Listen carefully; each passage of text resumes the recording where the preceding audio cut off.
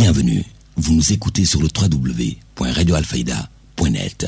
Alfayda, c'est la référence. Touba allié Darou Minam à Touba, il y est 12h00. Mesdames et messieurs, merci de la confiance renouvelée à la radio Alfayda pour vous informer. Vous avez fait le bon choix.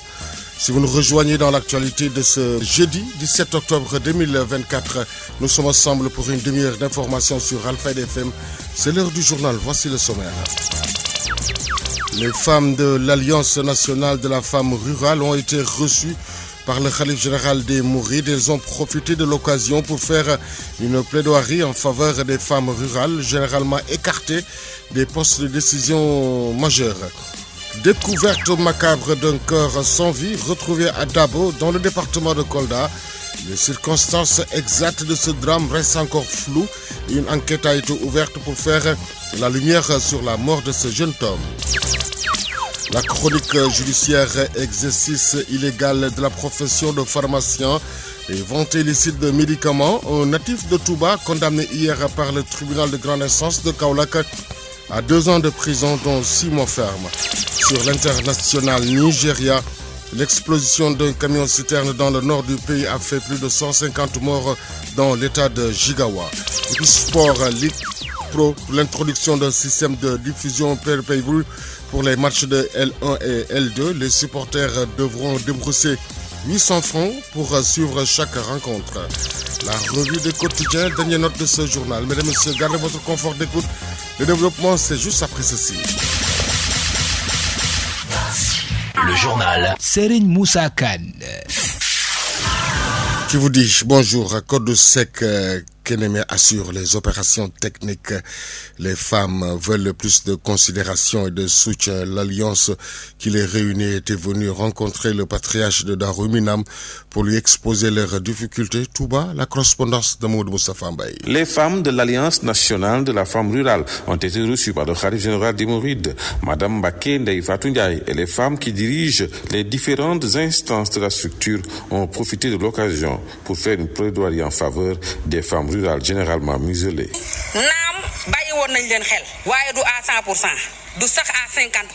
La femme rurale n'a jamais été oubliée, mais on sent que les avantages n'ont jamais été à leur portée. Les femmes ne disposent pas de terre et par rapport au financement, on parle de milliards, mais généralement, elles n'en reçoivent que des miettes. Il est temps de nous battre pour que la femme rurale soit gérée de manière équitable par rapport aux autres. Les femmes aussi doivent hériter des postes de responsabilité. Elles sont compétentes comme les hommes. C'est la raison pour laquelle aujourd'hui nous avons décidé de nous battre. Face à la presse, la présidente a aussi précisé avoir lancé avec ses consoeurs un tout nouveau slogan dénommé La femme rurale. Autrement, Mamadou Moustapha Mbaye, Touba, Alfayda FM. À Touba, où vous nous recevez sur les www.radioalfayda.net. Direction Kolda, des grincements de dents à propos de l'obtention du certificat médical. Les futurs élèves maîtres disent souffrir pour obtenir ce document aussi crucial pour le concours et le recrutement. Il faut débourser 8000 francs pour l'obtention des candidats. Se sont plaints au micro de Bilo Diallo. Moi, je peux confirmer ça. Hier, je me suis rendu au niveau du district sanitaire pour avoir la visite médicale. Mais lorsque je me suis renseigné sur ça, ils m'ont dit que la visite maintenant c'est à 8000 francs. Pourquoi c'est 8000 francs? Ils m'ont dit l'analyse c'est à 6000 francs. Et à la fin de l'analyse, tu payes 2000 francs pour avoir la fiche complète. Et du coup, je me suis dit que ça c'est inadmissible. Et je suis retourné. Auparavant, vous payez combien? Auparavant, on payait 3500. L'analyse c'était à 2500 francs et la fiche complète c'était à 1000 francs. Mais je ne sais pas qu'est-ce qui les a poussé à avoir cette idée de faire monter ce prix-là jusqu'à 8000 francs, à vrai dire. Ça c'est inadmissible. Et vous jugez que c'est trop cher? Oui, moi personnellement je peux juger que c'est très cher. Et je sais aussi qu'il y a certains aussi qui sont en train de contester sur ce prix-là. Ils sont en train de dénoncer sur ce prix-là. Ils disent que ça c'est inadmissible. C'est pas logique. C'est pas logique, à vrai dire. Ce qui se passe au district sanitaire de Kolda par rapport à l'obtention des certificats de visite et de contre-visite. En tout cas, ils sont en train d'arnaquer nos jeunes qui sont allés là-bas pour ce visite, pour aller, disons, faire le dépôt du concours de recrutement des élèves maîtres. C'est inadmissible pour les taxer un prix de 8 000 francs pour un simple certificat de visite contre-visite. Nous interpellons les autorités pour qu'ils viennent vraiment en aide pour ces jeunes Koldois qu'on est en train d'arnaquer au district sanitaire de Kolda. Et ça doit cesser. C'est inadmissible ce qui se passe là-bas. Les élèves maîtres disent souffrir pour obtenir ce document aussi crucial pour le concours et le recrutement. Au niveau du district sanitaire, l'on parle d'incompréhension puisque c'est l'État qui demande dorénavant aux candidats de subir plusieurs analyses. Ousmane Dem est le chargé de l'information et de l'éducation, propos recueillis par Pape Kajali Badji. Il s'est trouvé que dans même le certificat, le certificat on les a remis au niveau de l'IF, il y a des tests à faire. Et les tests, on doit les payer au niveau du laboratoire. Et au niveau du laboratoire, le médecin ne peut pas dire que les tests doivent être gratuits. Ça ne peut pas être en quelque sorte, des analyses, hein? Des analyses à faire. Et ces analyses ont un coût. Il y a les tests de même qu'il faut faire. Il y a également d'autres tests. Au moins, il faut faire l'albuminurie, les taux de sucre et autres. Donc, quand on l'évalue, c'est un coût qui est déjà là. Donc, ça va tourner, ne serait-ce que cette analyse sanguine, ça tourne autour de 6 000 francs. Et au niveau du médecin, tu dois faire l'acuité visuelle. Et les médecins ont fait le tout pour ne pas au moins facturer cet examen de l'acuité visuelle du patient. Donc, eux-mêmes, ils vont le faire gratuitement. Et le ticket, c'est à 2 000 francs. Donc, 6 000 francs d'analyse sur 2 000 francs, ça fait 8 000 francs. Donc, il n'y a rien qui est illégal par rapport à ce. Il faut connaître que le médecin également ne peut pas certifier quelque chose sans pour autant avoir des affirmations de la santé du patient. Donc, de cette consultation-là, je pense que quand il parle de 8 000 francs, il doit voir également au niveau des FIT, ils sont déjà des intellectuels. Et au niveau des FIT, il y a des analyses qui ont été demandées et ces analyses-là ont un coût. Et ça ne se fait pas au niveau du médecin, mais ça se fait au laboratoire. Maintenant, libre au candidat de le faire au centre de santé, de le faire à l'hôpital régional, de le faire au niveau du camp militaire. Ça revient au candidat d'aller faire ses analyses. Ce qui intéresse les médecins, c'est que tu l'amènes des résultats et si tu n'as pas de résultats, il peut te délivrer ou non un certificat par rapport à ta santé. Donc, je pense que c'est ça. Comme il y a des peut-être ambiguïtés que les gens ne comprennent pas, c'est normal. On revient au moins pour les donner la bonne information par rapport à peut-être ce qui se trouve au niveau des réseaux ou bien au niveau des radios, pour qu'au moins on puisse comprendre ce qui se passe. Ousmane Dem, chargé de l'information et de l'éducation, réagissait au téléphone de Papa Kajali Badji. Créé en 2016 par l'Association des consommateurs du Sénégal au sein de l'hôpital Elhadji Ibrahima Niass de Kaolack, le bureau des usagers dit accomplir pleinement ses missions au sein de la structure sanitaire dans l'accompagnement et le recueil des doléances. 95% des demandes traitées.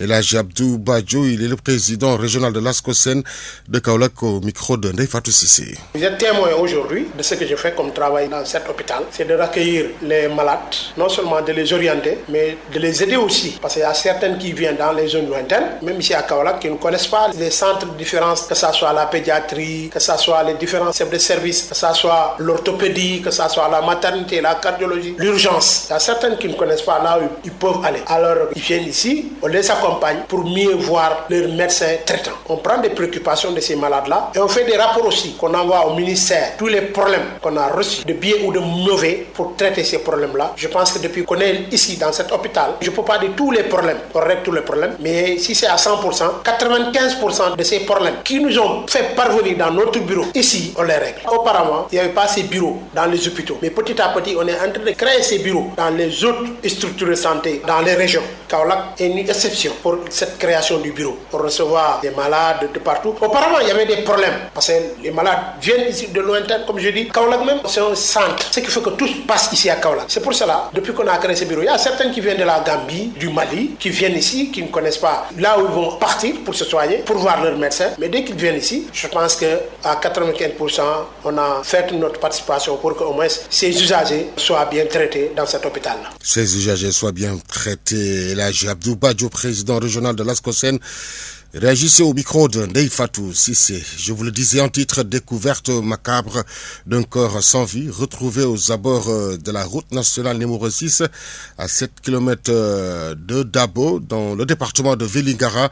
Sous un pont, l'homme serait originaire de Burkina Faso. D'après les documents retrouvés dans son sac, un témoin retrouvé sur place Bab Moulay Baldé au micro de Bilo Diallo. Bon, effectivement, moi je revenais de l'école. Je me suis rencontré avec les enfants qui descendaient de l'école, les enfants de la 6e qui étaient de retour. C'est là un enfant là qui passait pour pisser. C'est ainsi qu'il a vu une moto dans les herbes. C'est ainsi qu'il m'a réappelé. Il m'a dit qu'il y a une moto qui est là. C'est pas une vache qui est morte ici. Je lui ai dit, attends, je suis parti. Il y avait un berger qui était à côté. On est allé, on a trouvé une moto, une personne encore sans vie. Ensuite, on a alerté les habitants qui sont à côté, le village qui s'appelle Sinjan Samba Ouma, et on a appelé un ASP et la gendarmerie. C'est ainsi que tout le monde a été alerté et la population environnante et tout le monde est arrivé sur les lieux. Il y avait le sous-préfet de Dabo, le sous-préfet de Fafakou. Ils ont appelé les sapeurs-pompiers pour ne pas que les gens puissent s'approcher à côté. Ensuite, ils ont alerté les services d'hygiène qui sont venus. Ils ont désinfecté les lieux. Ensuite, ils ont découvert une moto de forme Apache avec un sac qui détenait des pièces du jeune homme qui était décédé. C'est un nom burkinabé. Il avait son passeport, un nom Krogo. Donc, c'est ainsi qu'ils ont dit qu'ils vont appeler ses parents parce qu'il y avait un portable qui était là-bas. C'est à partir du portable qu'ils ont dit qu'ils viennent de Kédougou. Ce sont les Burkinabés qui sont basés là-bas. C'est là-bas qu'il avait quitté. Donc, voilà ce que nous avons eu à trouver. Mais le gars a été enterré sur les lieux. Voyez, le corps était presque... On ne pouvait pas l'amener quelque part. C'est ainsi, on a appelé un imam et prêtre qui était là-bas, un curé. Chacun a prié de sa façon et ils ont enterré le corps sur place. L'actualité régionale, nationale, c'est sur Alfayda FM 90.1. Émettons depuis Medina Baye, immeuble Cheikh Imam Hassan Cissé, studio Ali Momara Alilo. L'info se poursuit également sur les www.radioalfayda.net. Après la présentation du référentiel Sénégal 2050, le secrétaire général du syndicat autonome pour le développement de l'éducation et de la formation, Baïsar, lève la voix pour dire que la patience atteint ses limites. Il faut dire que nous savons patienter et nous avons aussi patienté. C'est pourquoi nous avons accordé un temps de grâce au gouvernement. Mais aujourd'hui, la patience a atteint ses limites, car après la présentation du référentiel Sénégal 2050, on nous parle entre autres d'un nouveau modèle de développement. Et cela fait appel nécessairement à un changement de paradigme. Il faut le rappeler aussi, le gouvernement du régime sortant avait comme jeu favori le dilatoire. Aujourd'hui que ce régime est parti, et avec la présentation d'un nouveau agenda national, nous, syndicats, nous attendons du nouveau gouvernement, du nouveau régime, un nouveau souffle dans le monde du travail, surtout chez les enseignants. Et cela pour nous passe nécessairement par la prise en compte de nos préoccupations, telles que la situation des enseignants décisionnaires, cette question lancinante qui demeure toujours sans solution, la retraite à 65 ans, l'ouverture des passerelles professionnelles aux instituteurs diplômés, la formation diplômante des contractuels et autres chargés de cours, sans oublier la réhabilitation de l'école publique pour asseoir l'équité sociale qui est la vraie transformation. Nous allons également saluer et à sa juste valeur l'approche inclusive et participative du nouveau gouvernement pour un Sénégal juste. À l'instant, le secrétaire général du syndicat autonome pour le développement de l'éducation et de la formation, Baïsar, législative anticipée face aux menaces qui planent sur l'année scolaire. Baba Diop, directeur d'école en retraite et membre de l'association des acteurs éducatifs, tire la sonnette d'alarme et formule des recommandations pour faire face aux menaces. Ce qui est important aujourd'hui à souligner, nous sommes dans un pays où le gouvernement en place fiche pas mal du système éducatif, fiche pas mal des enfants, parce que sa préoccupation première était aujourd'hui d'aller vers les écoles. Parce qu'on se rend compte que beaucoup de choses devaient être faites à ce niveau-là, mais on se rend compte qu'ils traînent les pieds. Et qui sera dedans? C'est l'enfant. Le quantum horaire sera abrégé et on sera dans une école où il y aura des troubles. Parce qu'on a entendu les syndicats commencer à réagir par rapport aux nouvelles autorités. Et là, c'est des problèmes. Quand on dit qu'il y a un déficit de maîtres, quand on dit qu'il y a un déficit, il y a un problème dans les écoles. Mais alors qu'au lieu de penser à ça, les gens pensent à faire de la politique. Ils ne sont omnibulés que par les élections législatives. Je crois que ça, ils ne sont pas élus pour ça. Ils sont élus pour régler les problèmes des Sénégalais. Beaucoup se sont passés. Vous m'avez demandé de parler du système éducatif, mais je me rends compte que ce ne sont pas ces gens-là qui vont gérer, qui vont régler le problème des enfants. Alors que aujourd'hui, l'école avait ses portes. Nous sommes au mois d'octobre. personne ou bien aucune classe, aucune école n'est fonctionnelle. Et là, ça va poser problème. Si les gens avaient opté pour ouvrir les écoles, le premier pour les enseignants, le 3 pour les élèves, c'est justement pour anticiper sur les différentes perturbations qui vont dans le système éducatif. Mais on se rend compte qu'il y a des problèmes. Et je les alerte pour que vraiment, s'ils pensent que s'occuper des élections, mettre leurs hommes à la place qu'ils veulent, pas ce qui va régler le problème. Aujourd'hui, le système éducatif, l'école devait fonctionner. Et pour que l'école fonctionne, il faut que maintenant le ministère de l'Éducation nationale puisse prendre en compte toutes les préoccupations de l'école sénégalaise. Je crois que c'est la seule alternative possible pour les élèves du Sénégal. Rien du tout parce qu'ils n'ont pas été alertés. Diriger, c'est prévoir, mon ami. Quand tu diriges quelque chose, tu dois te dire que nous sommes au mois de septembre, octobre, l'école va ouvrir ses portes. Je crois qu'une mobilisation forte devait être faite autour de l'école sénégalaise. Mais ça n'a pas été fait. Aujourd'hui, ils sont en train de faire les listes, de programmer les élections législatives. Ils disent sur la tête des gens qu'ils ont un projet pour régler le problème des Sénégalais. Et qu'on nous dise que le programme va faire le 17. Mais pendant tout ce temps, qu'est-ce qu'ils nous disaient? Qu'est-ce qu'ils faisaient en ce moment-là? Mais c'est des problèmes. C'est des enseignants qui ne sont omnibulés que par la politique, selon toujours Baba Diop, qui dénonce cette ruée vers le crème, qui est la seule issue pour régler le problème du chômage au Sénégal et l'arrêt des bourses familiales depuis 6 mois.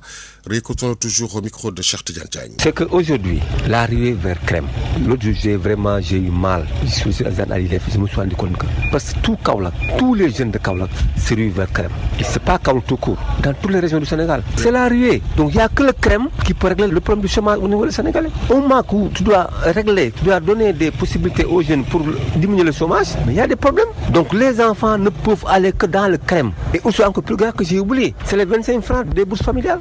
Depuis 3 mois, 4 mois, je crois 5 mois, les parents n'arrivent plus à régler les bourses familiales. Et pourtant, ces bourses familiales permettent aux parents de pouvoir régler le problème des inscriptions des enfants. C'est une difficulté que les Sénégalais ont. Donc en dehors du chômage, en dehors des bourses coupées, mais qu'est-ce qui va se passer dans ce pays-là? Mais tout le monde doit avoir peur, mon ami. Mais aujourd'hui, il y a le problème de la pluie qui pose problème. Ils ne sont pas prévoyants. Les pluies vont continuer. Si les pluies continuent, qu'est-ce qui va se passer? Il y a des écoles impossibles d'y accéder. Pourtant, les enseignants sont sur place, les élèves ne sont pas là. Et autre chose encore plus grave, les fournitures des élèves. Les parents ont discuté pour cacher les fournitures. Les parents ont discuté pour inscrire les élèves. Parce que quand on détruit le bâtiment, il y a des ouvriers qui sont là, il y a les maçons, il y a les menuisiers, il y a même les mamans qui vendent des petits déjeuners, des déjeuners. Ils ne sont plus en service. Aujourd'hui, qu'est-ce qui se passe? Mais les gens ont des problèmes. L'argent ne circule pas. Les gens vivotent et c'est difficulté. Donc si ce parent n'arrive pas à avoir une cotisation pour son enfant, pour les inscriptions, n'arrive pas à faire pour des enfants, les écoles sont inondées. Mais qu'est-ce qui va se passer? Aujourd'hui, je crois que tout le monde doit avoir peur de ce pays-là. Où vraiment, on va directement vers la dérive et on n'aimerait pas que cette situation se produise. Baba Diop réagissait au micro de Cheikh Tidiane Diagne. La 4e édition de la journée de récital de Coran et de distribution de kits scolaires aux enfants d'enseignants décédés a eu lieu dans la salle de délibération de la mairie de Vélingara. Ils sont au total 31 enfants. Bassirou Sané, secrétaire général de l'IDEN de Vélingara, que je vous propose d'écouter. La rencontre d'aujourd'hui portait sur une journée de solidarité et nous sommes à notre 4e édition qui consistait à donner des fournitures scolaires aux enfants des collègues disparus. Ceux-là qui sont partis nous ont laissés ici et nous supposons qu'il faut tout le temps, de temps à autre, penser à eux. Même si par moment il y a des moments difficiles ou autres, mais de toute façon, on suppose qu'ils sont parmi nous.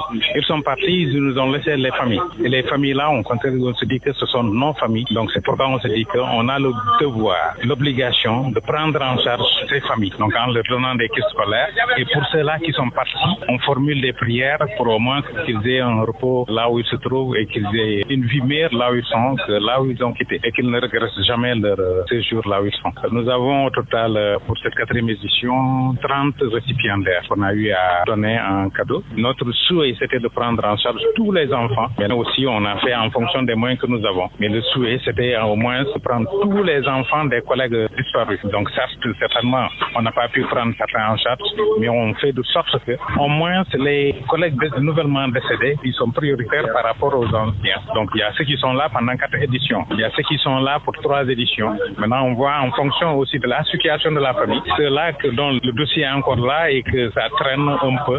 Et on essaye de multiplier ou sinon de maintenir ces familles-là dans le dispositif. Et l'autre aspect, non seulement ça, parce que quand on regarde, il y a des familles, certes, les conditions pour la pension ou autre, c'est déjà régularisé. Mais le problème, c'est que quand on regarde ce que la famille reçoit, le retour, c'est très insuffisant pour prendre en charge, et surtout à l'ouverture des classes, et c'est très difficile. Donc c'est pourquoi on lance un appel aux parents, ceux qui sont dans ces situations, de ne même pas hésiter de nous contacter pour au moins la diligence de leur dossier administratif, qu'on puisse prendre en charge tout le monde. Voilà, et le syndicat est là disponible en parlant de service pour tout le monde. Parce qu'on parle de l'UDN, mais en réalité, c'est tous les syndicats qui sont concernés. Et nous sommes là pour l'enseignant en tant que tel, pour l'enseignant en général, donc pour tous les enseignants du Sénégal, particulièrement ceux de Vélingara.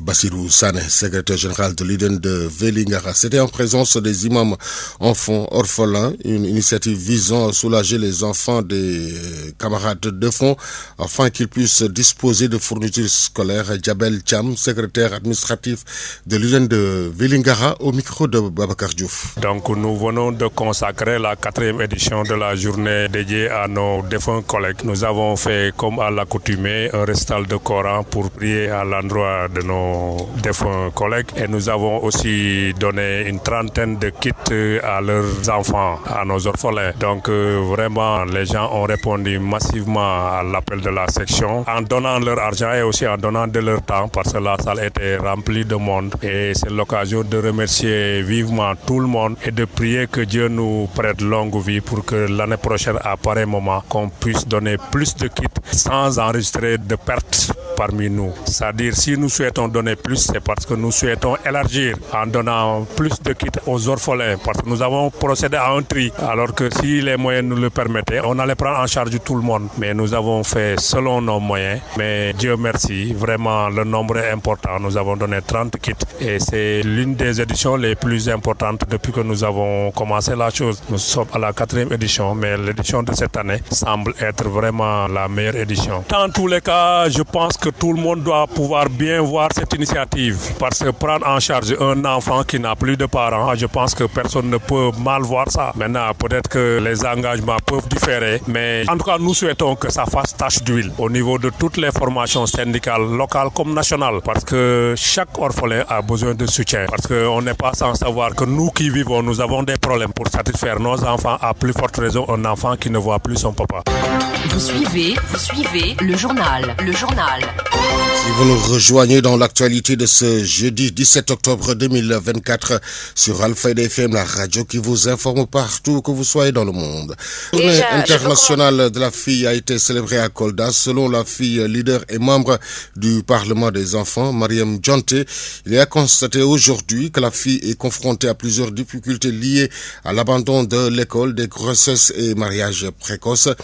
Madame Djanté, au micro d'Alucis. Déjà, je peux commencer par la déscolarisation des jeunes. Ça, c'est un problème pour notre vision, pour l'avenir des jeunes. Déjà, ici à Kolda, il y a beaucoup de jeunes qui abandonnent l'école pour des fois des raisons personnelles ou peut-être que les manques de moyens ou autres. Il y a des jeunes filles qui tombent en état de grossesse, qui les poussent à abandonner les études ou qui les poussent à se réserver parce que de peur que la société les stigmatise. Aussi, il y a, surtout dans nos maisons, on peut dire qu'il n'y a pas la parité parce qu'il y a beaucoup de ménages. On donne l'occasion aux jeunes garçons de faire des choses et on considère toujours que les jeunes filles, c'est les jeunes qui doivent être à la maison. Il y en a beaucoup aussi en dehors de la maison, dans les écoles ou dans la rue. On donne beaucoup d'occasions aux jeunes garçons, mais les filles sont toujours en reste. Ça, c'est un problème majeur pour l'avenir des jeunes. Parce qu'on peut dire que si on continue avec cette vision comme ça, il n'y aura pas de parité. On va rencontrer des difficultés dans nos lieux de travail, même dans nos ménages. Parce que c'est un grand problème pour nous, les filles. Mariam Djanté, fille leader et membre du Parlement des enfants, le club des jeunes filles du Centre Conseil Adolescent qui a célébré cette journée dont le thème est la vision des filles pour l'avenir. Au moment pour les filles de faire le plaidoyer en faveur d'un lendemain meilleur. Khadijatou Diallo, membre du club des jeunes filles, section Saré Moussa.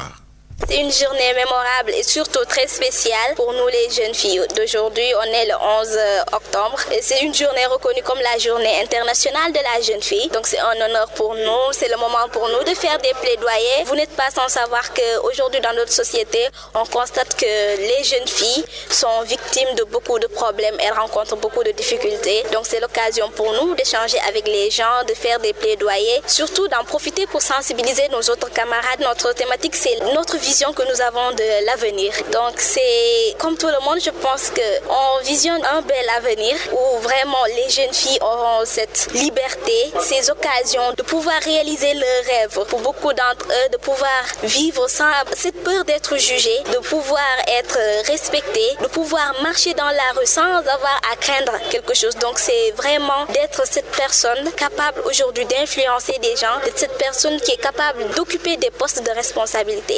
Kadi Djatou Diallo, membre du club des jeunes filles section Saré Moussa, réagissait au micro de Papa Kadjali Badji.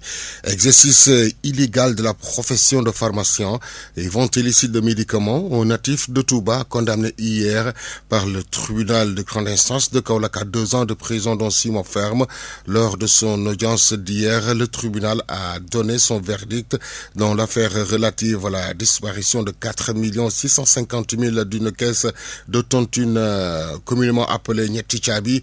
La personne poursuivie pour abus de confiance a été relaxée au bénéfice du doute. La chronique judiciaire de ce jeudi avec Nefatou Sissé. À l'audience du 9 octobre dernier, après plusieurs heures de débat, l'audition de témoins, le tribunal qui avait mis l'affaire en délibéré s'est donc prononcé sur cette affaire portant sur la disparition de 4 650 000. Faute de preuves pour établir avec certitude que la prévenue, atteinte à la barre, est responsable de la disparition de cet argent dont elle avait la charge chaque dimanche après les activités du groupement de femmes dont elle était membre. À son jugement où la prévenue était poursuivie pour abus de confiance, il est ressorti que cette dernière, qui comparaissait libre car bénéficiant d'une liberté provisoire, gardée donc après la tontine des 3 clés communément appelée Nyetichabi, le coffre qui contenait l'argent. Au procès, beaucoup de zones d'ombre ont été soulevées, n'ayant pas suffisamment d'éléments pour établir les faits à l'encontre de la prévenue. La juridiction a prononcé sa relaxe hier au bénéfice du doute.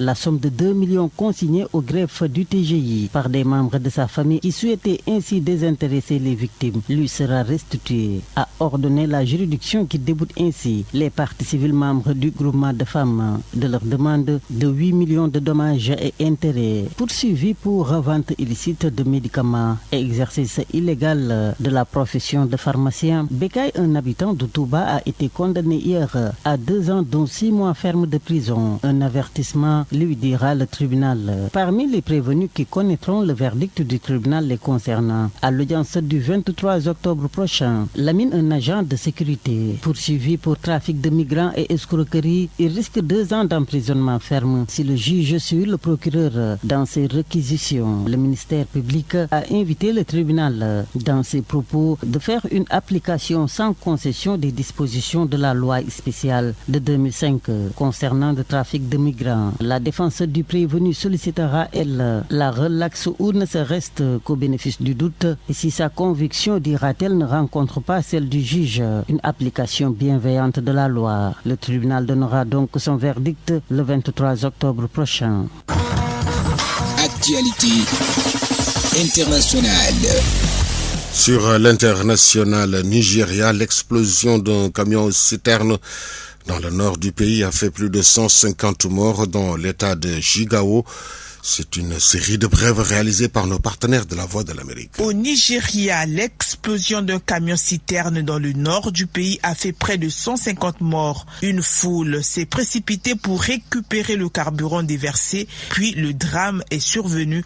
Le panafricaniste béninois Kémy Séba est en garde à vue dans les geôles de la Direction générale de la sécurité intérieure en France. Selon son avocat, il est soupçonné d'entretenir des intelligences avec une puissance étrangère. Actualité internationale. L'ex-président ivoirien Laurent Gbagbo a déclaré hier que la relation entre la Côte d'Ivoire et les régimes militaires de l'Alliance des États du Sahel va s'améliorer s'il revient au pouvoir. Monsieur Gbagbo a déclaré porter un bon regard sur ces militaires arrivés au pouvoir par leurs propres moyens au Mali, au Burkina Faso et au Niger et qu'il considère comme des États tout simplement. Il a dit dans une interview sur Afo-Média, le site de l'ancien journaliste de RFI, Alain Foucault. Par ailleurs, Laurent Gbagbo a accusé la CEDEAO de passivité face aux rébellions qui endeuillent les pays du Sahel et d'inaction face aux crises ivoiriennes passées. Actualité internationale. Au Mali, le chef de l'État Assimi Goïta et 5 des principales figures du régime militaire ont été élevés hier du rang de colonel à celui de général lors du Conseil des ministres. Assimi Goïta, investi chef de l'État en 2021 et fait général d'armée à titre exceptionnel, dit le communiqué du Conseil des ministres. Les colonels Sadio Kamara, ministre de la Défense, Malik Diaw, président d'une assemblée tenant lieu d'organes législatifs, Ismaël Ouagé, ministre de la Réconciliation et Modibo Kone, chef du renseignement, ont été promus généraux de corps d'armée. Le colonel Abdoulaye Maïga, porte-parole du gouvernement, devient général de division. Actualité internationale. Au Congo-Brazzaville, les ministres et autres fonctionnaires ne pourront plus voyager à l'étranger jusqu'à la fin de l'année à cause de restrictions budgétaires, a annoncé hier le gouvernement. Actualité internationale. Plus d'1 milliard de personnes dans le monde souffrent de pauvreté aiguë, dont la moitié sont des mineurs, dénonce le Programme des Nations Unies pour le développement. Il s'alarme particulièrement du taux de pauvreté 3 fois plus élevé dans les pays en guerre. L'indice inclut des indicateurs tels que le manque de logements adéquats, de systèmes d'assainissement, d'électricité, de combustible pour la cuisine, d'alimentation et de systèmes scolaires. Actualité internationale. Le président américain Joe Biden se rendra en Angola en décembre prochain, d'après la Maison-Blanche, reprogrammant ainsi sa visite initialement prévue début octobre et qu'il avait annulée en raison de l'ouragan Milton. Et sport.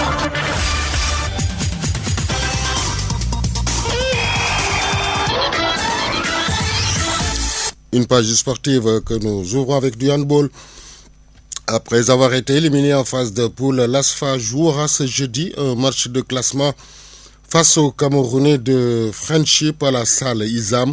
L'enjeu de cette rencontre est de se classer dans le top 9 du classement de cette 45e édition du CAC. Football à présent, la Ligue sénégalaise de football professionnel et Buzz Production sur le nouveau modèle de diffusion pour la saison Ligue Pro. Désormais, les supporters devront débrousser 800 francs pour suivre chaque rencontre de la Ligue 1 et de la Ligue 2. Football féminin, les Lions vont rencontrer la Tanzanie en amical, puis le Maroc en fin octobre dans le cadre de leur préparation pour la CAN féminine 2025. La Confédération africaine de football a annoncé que l'édition 2024 de la Ligue des champions d'Afrique féminine se déroulera au Maroc du 9 au 23 novembre 2024. 8 clubs participeront à ce tournoi avec les Aigles de la Médina du Sénégal pour la première fois. Ligue des champions féminines. Deuxième journée ce soir à 19h. Wolfsburg reçoit les Françaises de Lyon. Alors, parlons d'Arona Diop, fils de Papouba Diop, donc qui s'engage avec la réserve de l'UCL Dunkerque en France. Cannes, Beach Soccer, encore un match. Sénégal ou Malawi, donc pour ce week-end. Alors, Serigne Fallou Diouf va signer à l'Atalanta Bergame en calcio italien. Serigne Fallou Diouf de Génération Foot, 12h32, tout de suite la revue de quotidien. La revue de presse. L'Obs place Le Soleil, Sud Quotidien, Walf le matin. La presse du jour lue et parcourue en 3 minutes 3 par Ngone Ndiaye. Bonjour et bienvenue. Fortes inondations à Matam, à Bakel et Tambacounda. L'État du Sénégal dans l'As et l'Obs dégage 8 milliards pour les sinistrés. Débordement du fleuve Sénégal. L'Observateur parle d'urgence humanitaire à Bakel. Bakel où plus de 25 000 personnes sont coupées du reste du monde. Des villages restés 3 jours dans le noir et sans eau. Des périmètres agricoles inondés. Pour Rewmi Quotidien, ces populations sont en situation de catastrophe. Toujours sur la question, pendant que Bakel et Matam pataugent dans les eaux, Sonko lance une vaste campagne de levée de fonds. Pour le quotidien Les Échos, les ministres, ODG et chefs d'agence doivent cotiser 1 million minimum. Les maires et autres doivent participer pour 100 000 francs et plus et les jeunes invités à donner 1000 francs. Sonko en campagne avant l'heure, lit-on dans le point actu. Giga meeting de Pastef à Dakar Arena le samedi 19. Sonko lance sa grande collecte de fonds pour la campagne. D'après Yor Yenikay, le pro décline sa stratégie de feu de résine pour les législatives. Bougane Gueye Dany dénonce Ousmane Sonko et déplore une cagnotte électorale inacceptable face aux sinistrés. De Toubambour, Bakel et Kaolack, cotisés au Gounandat, commente le quotidien Le Public. Données des finances publiques falsifiées, le FMI s'aligne sur les chiffres révisés par le nouveau régime et alerte. Démenti sanglant à Macky, le FMI est en phase avec Diomaye Sonko, affiche le quotidien L'Évidence. Maquillage des finances publiques, le FMI confronte Sonko et désavoue l'ancien président de la République. Selon le FMI, le déficit budgétaire et la dette publique pour cette période sont désormais estimés significativement plus élevés précédemment rapportés dans les lois de finances et de règlement. Sur cette situation financière difficile du Sénégal, le FMI pour des mesures audacieuses, souligne l'Info Quotidien. Réduction de la dette publique, il lui demande de faire preuve d'audace dans les mesures à prendre pour redresser l'économie. Le FMI met la pression sur Bassirou Diomaye Faye. D'après Direct News, il met le doigt sur la plaie du Sénégal, estimant que le déficit budgétaire devrait s'aggraver cette année. Dépensons l'estimation précédente de 7,5% du PIB. Le FMI prédit des lendemains difficiles. Vision Sénégal 2050, Ali Wuntin dans l'Éveil quotidien estime qu'il faudrait enrichir le document. Couverture médiatique équitable des élections anticipées de 2024. La RTS et le CNRA prennent les devants. Lutte contre l'immigration. L'UE décaisse plus de 19 milliards en faveur du Sénégal, souligne le Dakarois. Nous terminons comme toujours en sport. CNG, choix pour la succession de Birassen. Du flou tout autour du vote. La présence de Balagay numéro 2 sur les lieux de vote décriés. La tribune sport barrasse à une. Un désordre total. C'était tout pour la revue des titres. Merci de l'avoir suivi et très bonne lecture. C'est la fin de cette édition. Merci à Kodosek Keneme qui en a assuré la partie technique. La rédaction en chef a été assurée par Elachi Ibrahima Gaye. Était devant ce micro Serigne Moussa Khan. L'info revient dans moins de 24 minutes. Ce sera en Wolof avec Mariam Abba. Tout de suite, le rappel de ce qui a fait l'essentiel de ce midi. Les femmes de l'Alliance nationale de la femme rurale ont été reçues par le Khalif général de Mouride. Elles ont profité de l'occasion pour faire une plaidoirie en faveur des femmes rurales, généralement écartées des postes de décision majeurs. Découverte macabre d'un corps sans vie retrouvé à Dabo, dans le département de Vélingara. Les circonstances exactes de ce drame restent encore floues et une enquête a été ouverte pour faire la lumière sur la mort de ce jeune homme. La chronique judiciaire de ce jeudi, exercice illégal de la profession de pharmacien et vente illicite de médicaments. Un natif de Touba condamné hier par le tribunal de grande instance de Kaolack à 2 ans de prison dont 6 mois ferme. En seconde partie, vous avez suivi l'actualité internationale, la page sportive et la revue des quotidiens qui ont mis un terme à ces 12 heures. Mesdames et messieurs, merci de nous avoir accueillis dans l'intimité de chez vous. Excellente suite des programmes sur la 90.1. Le journal Serigne Moussa Khan.